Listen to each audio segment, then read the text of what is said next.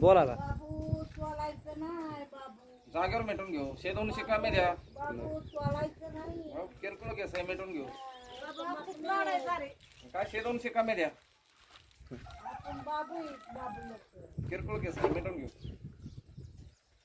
जागेवर केस निर्दोष. कमी द्या होय 10-5. 100-200 कमी द्या. काल 15 लोकांचा पगार केला, दळाला पैसे नाही म्हणून आलो. बघा हाय.